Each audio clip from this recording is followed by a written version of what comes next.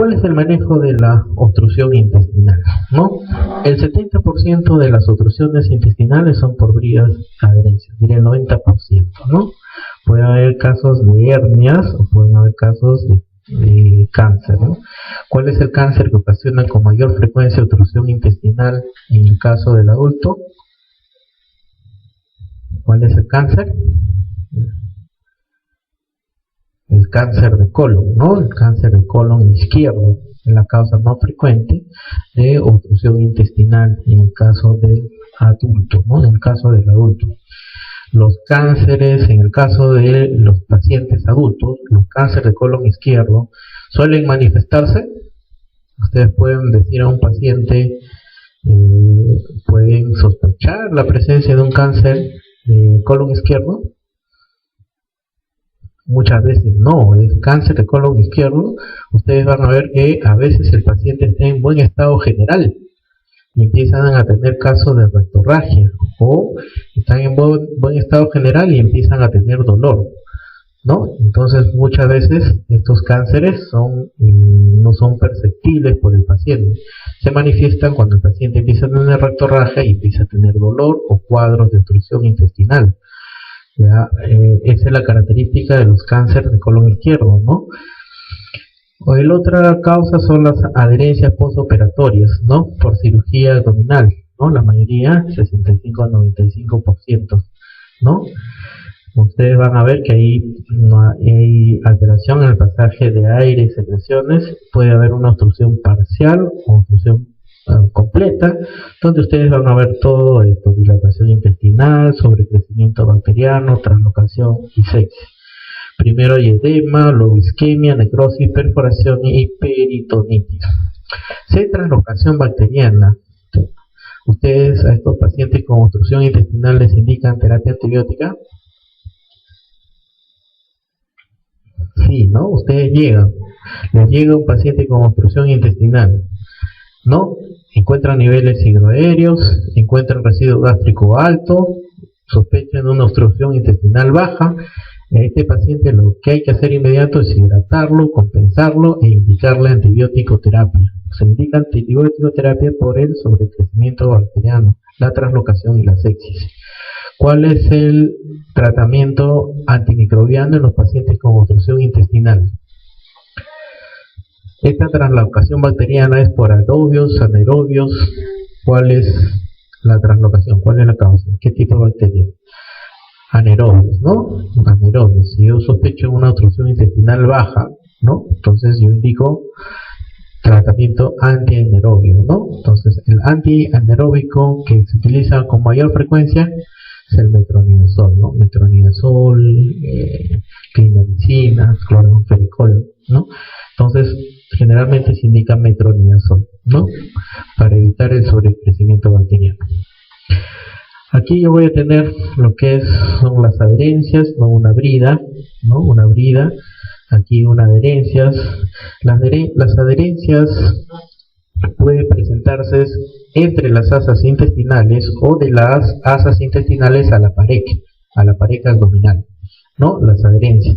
Las bridas generalmente son las bridas interasas, ¿Pueden existir las bridas congénitas? Sí, ¿no? Pueden existir las bridas congénitas. Es raro que un paciente, ustedes ya adulto, encuentren una brida congénita. Generalmente la brida congénita se manifiesta dentro de los primeros años, ¿no? Pero hay que tener presente que puede haber una brida congénita. Y acá nosotros vamos a tener lo que es el vólvulo. ¿Qué es el vólvulo? ¿Cuál es la definición del vólvulo? Es la rotación de un asa intestinal sobre su meso, ¿no? Sobre su meso. Esa es la definición de vólvulo, sobre su meso. Entonces, como les dije hace un momento, los vólvulos se van a presentar en las zonas móviles, ¿no? Lo que es el meso sigmoides, las asas delgadas y el colon transverso. Son las zonas donde se presenta con mayor frecuencia lo que vienen a ser los vólvulos intestinales. Muy bien. Y acá vamos a tener lo que son las obstrucciones postoperatorias, ¿no? El hilio prolongado, ¿no?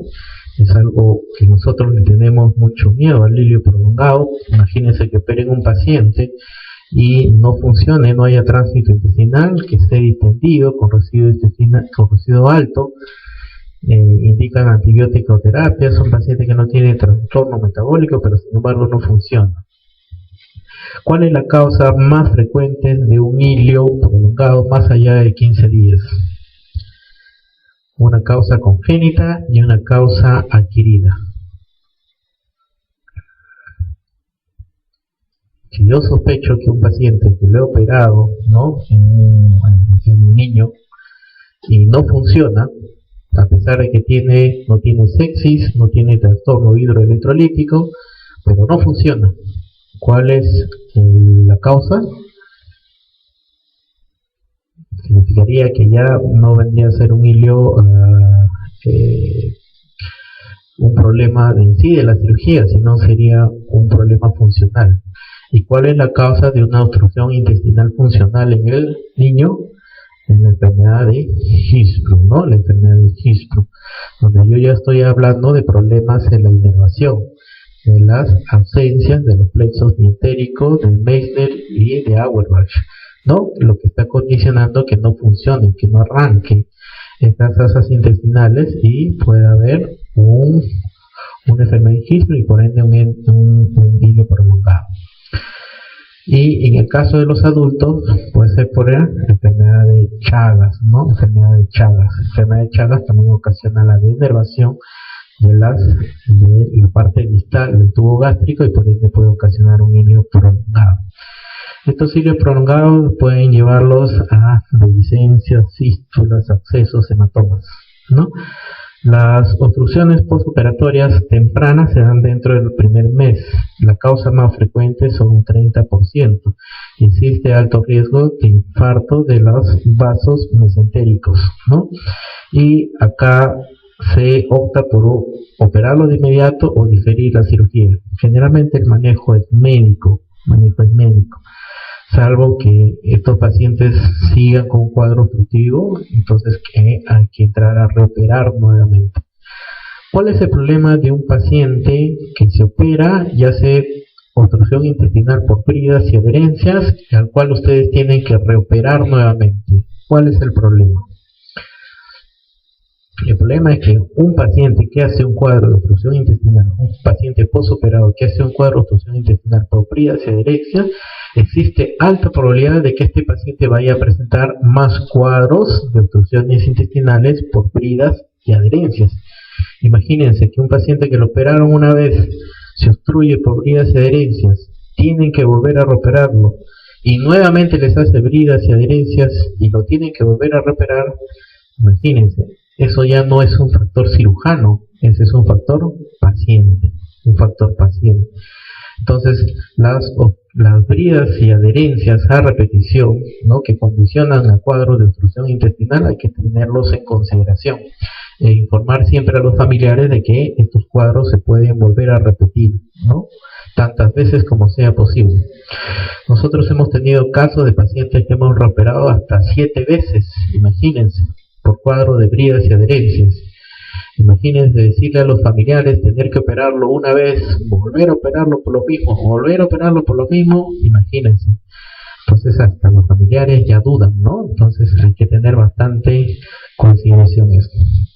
El diagnóstico de una obstrucción intestinal, bueno, para ustedes es sencillísimo, pues, ¿no? Entonces lo que van a ver es la ausencia de deposiciones, el dolor, ¿no?, el residuo gástrico cuando ustedes coloquen la sonda, el timpanismo, peritonismo, si la obstrucción intestinal es baja, la radiografía de los niveles hidroaéreos, el asa fija si hay un vólvulo, aerobilia, neumatosis y neumoperitoneo. ¿Qué diferencia hay entre neumatosis y neumoperitoneo? ¿Qué es la neumatosis? Muy bien, la neumatosis es la extravasación, ¿no?, del aire en la pareja, ¿no?, en la pared intestinal. Esa es la neumatosis. La neumatosis les indica que un compromiso inflamatorio o un compromiso de necrosis. En la neumatosis ya les está indicando que el paciente está yendo a un grado de necrosis porque hay un compromiso de la pared, ¿no? De la pared intestinal.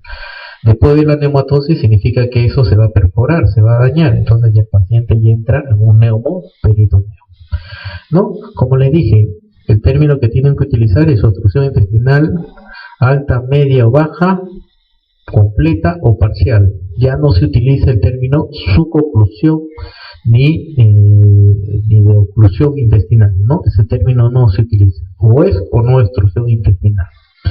Bueno, se puede pedir tomografías en caso de duda diagnóstica, ¿no? Generalmente no pedimos estudio tomográfico, ¿no? Si ustedes tienen la tríada, es decir, residuo gástrico alto, ¿no?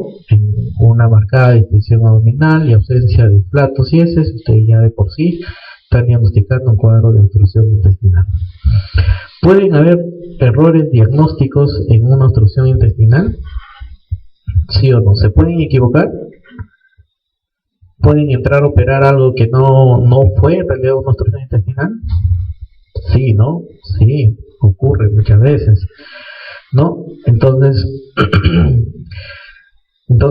muchas veces, por ejemplo, hemos entrado a operar pacientes, por ejemplo, que entran con un cuadro de obstrucción intestinal, ¿no?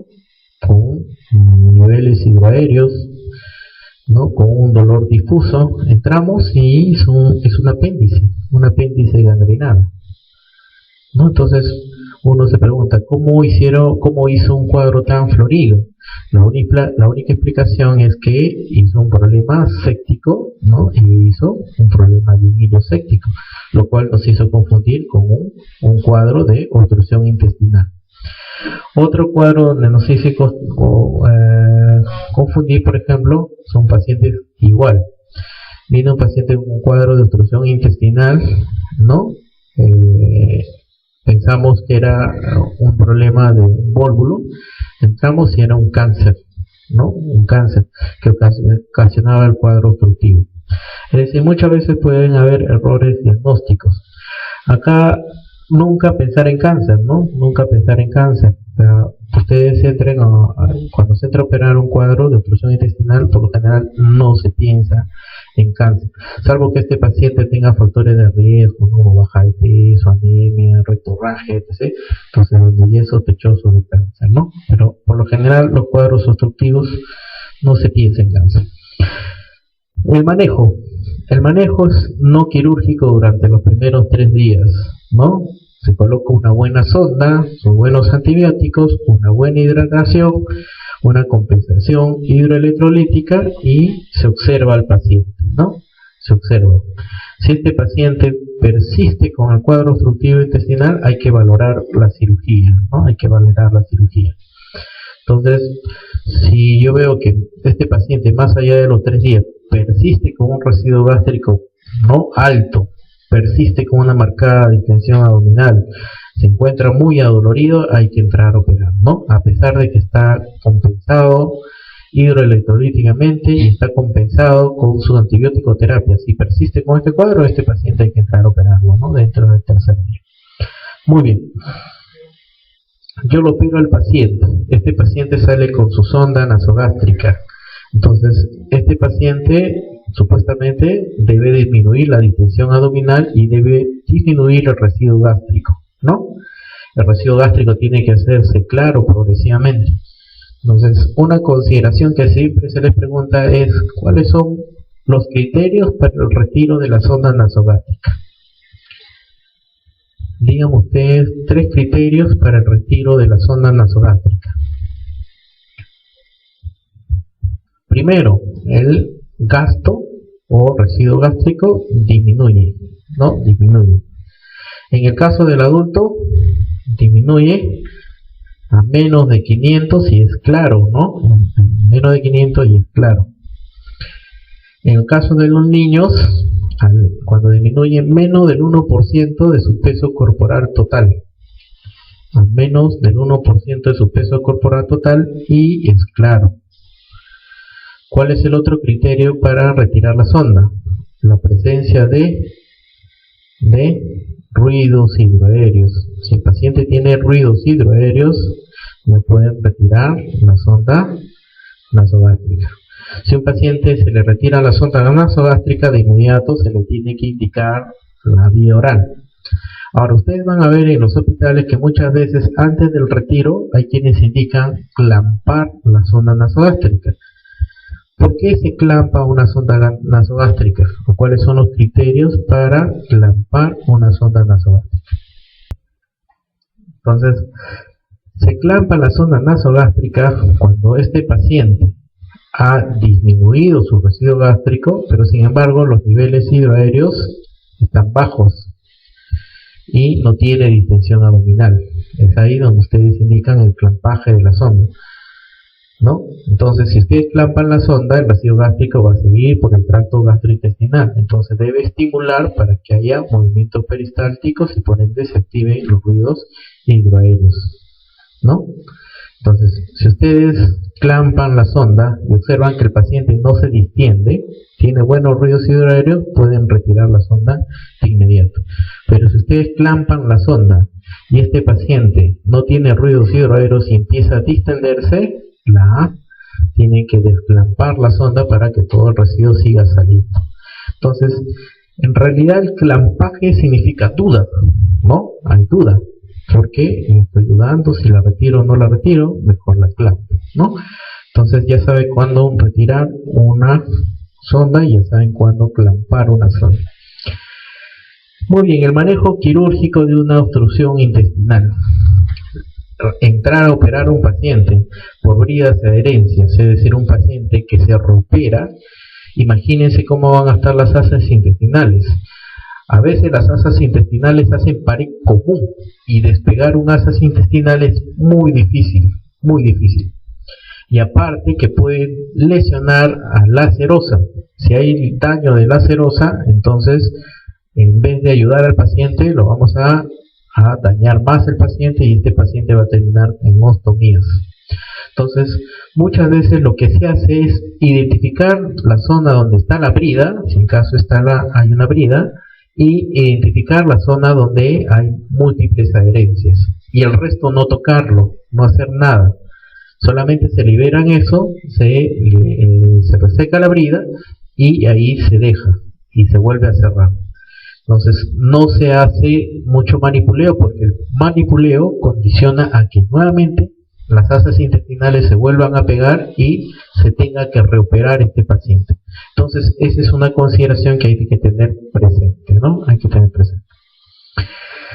Aquí ustedes van a ver el caso de una obstrucción intestinal. Esta es la asa delgada. Aquí nosotros vamos a tener una estenosis por una brida, ¿ven? Una brida, ¿no? Entonces hay que conservar la vitalidad del intestino. Se tiene que cubrir con una gasa húmeda caliente de 5 a 10 minutos, ¿no? Con fluoresceína endovenosa, una lámpara ultravioleta, ¿no? Si este paciente sigue con el cuadro intestinal, se hace una segunda operación, una laparotomía, un second loop, para volver a entrar y liberar las asas intestinales. En realidad es un problema lo que es una obstrucción intestinal en el paciente que se opera. Muchas veces se encuentran con casos de asas necrosadas, ¿no? Entonces, el encontrar un asa necrosada condiciona que esa asa se reseque. Al resecar esa asa, ¿no? Muchas veces terminan en ostomías. Si esa asa se ha perforado, necesariamente hay que hacer una ostomía, porque las bacterias ya entraron a la cavidad intraabdominal. Si esa asa está necrosada, pero no perforada, entonces hay que resecarla, ¿no? Y hay que volver a unir, hay que volver a hacer la anastomosis. Entonces, hay que tratar en lo más mínimo conservar las asas intestinales, ¿no? Si el intestino está necrosado, pero no perforado, hay que hacer la anastomosis. Si el intestino está necrosado y perforado, hay que hacer las ostomías, ¿no? Entonces, una de las características que hay que recordar es que la serosa no se sutura. La serosa no se sutura. Y no retiro de fibrina. A veces entrar a operar y ver la fibrina, a veces La gente se emociona y dice hay que sacar toda la fibrina. Como les digo, en un cuadro de obstrucción intestinal podría ser ese un paciente que ya se operó, es solamente liberar la zona donde está la obstrucción intestinal. Si es que hay una brida, cortar esa brida y nada más. El resto no se toca, porque recuerden que el resto está en un proceso inflamatorio. Entonces se cierra. Si el paciente persiste, se hace un second look, una segunda cirugía, después de 3 a 5 días. Si en caso el paciente mejora, de hecho que este paciente va a ir bien. Entonces, este paciente, por ejemplo, se perforó, hizo una necrosis y terminó en ostomías. Y hay zonas, ¿no?, donde también tuvo microperforaciones y se suturaron, se repararon, ¿no? Entonces, las ostomías, ¿no?, va a depender del segmento necrosado. Si se necrosa el ilion, es una iliostomía, el yeyunostomía, y si es el colon, una colostomía. Ahora, de los segmentos intestinales, ¿cuál es el segmento que se obstruye con mayor frecuencia? Si es un paciente que no se ha operado, es el vólvulo. Si es un paciente que se ha operado, ¿cuál es el segmento que más se obstruye? Es el ilion, el asa delgada. Este es un paciente que ya se operó, ¿no?, y que hizo un cuadro de una obstrucción intestinal al cual se le tuvo que resecar, ¿no? Entonces, esta bolsa de Bogotá siempre tiene que tenerlo presente en los cuadros de pacientes con obstrucción intestinal que han sido reoperados, ¿no?, 2, 3 veces, ¿no? Entonces, colocarle la bolsa, esperar una semana, ver cómo va su drenaje por el DREN. Si a la semana ya disminuyó, se hace el cierre. Si no ha disminuido, volver a recolocar otra bolsa. Por lo general hemos visto que los pacientes son raros a los cuales se le recoloca otra bolsa. Son raros. Generalmente con la primera bolsa los pacientes ya se le hace la sutura primaria, ¿no? Se hace el cierre de pared.